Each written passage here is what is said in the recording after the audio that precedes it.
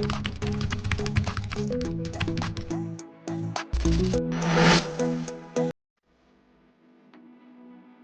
်ရှီဇူကူအဲ့တော့ကျွန်တော်တစ်ချက်ဝင်လိုက်မယ်ပေါ့နော်ဝင်လိုက်မယ်ဆိုရင်ရှီဇူကူ is running ဆိုပြီးဖြစ်သွားပြီဗျဒါပေမဲ့ authorize ဆိုပြီးတမ်းမပေါ်ပဲအခုလိုပေါ်နေသေးတယ်ဆိုရင်ကျွန်တော် setting ထဲကနေ diploma option တော့ကျွန်တော်တစ်ချက်ဝင်ပေးရမယ်ဗျ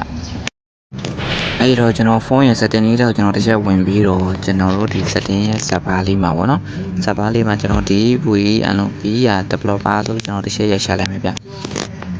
developer လို့ကျွန်တော်တစ်ချက်ရိုက်ရှာလိုက်မယ်ဆိုရင်အခု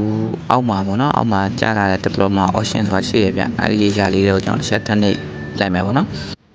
နေပြီးသွားပြီဆိုရင်ကျွန်တော်တို့အခုပြထားတဲ့နေရာလေးတစ်ချက်ဆွဲပြီးတော့ USB debugging security setting ဆိုတဲ့အရာလေးကိုတစ်ချက် on ထားပေးရမယ်ဗျကျွန်တော်အခုပြထားတဲ့လိုမျိုးပေါ့နော်အဲ့လိုမျိုးလေးအရင်ဆုံး on ထားပေးရမယ်ဗျon ပြီးသွားပြီဆိုရင်တော့ကျွန်တော် Shizuku အထက်ကိုကျွန်တော်တစ်ချက်ပြန်ဝင်ကြည့်လိုက်မယ်ပေါ့နော်ပြန်ဝင်ကြည့်လိုက်မယ်ဆိုရင်တော့ authorize ဆိုပြီးတော့လည်းပေါ်သွားပြီဗျဘယ်လိုတချင်တာလေးရှင်းလဲ comment မှာမှတ်ခဲ့ပေးလို့ရတယ်နော်အခုတို့ကြည့်ရှုပြီးတော့အကုန်လုံးကျေးဇူးတင်ပါတယ်ဗျ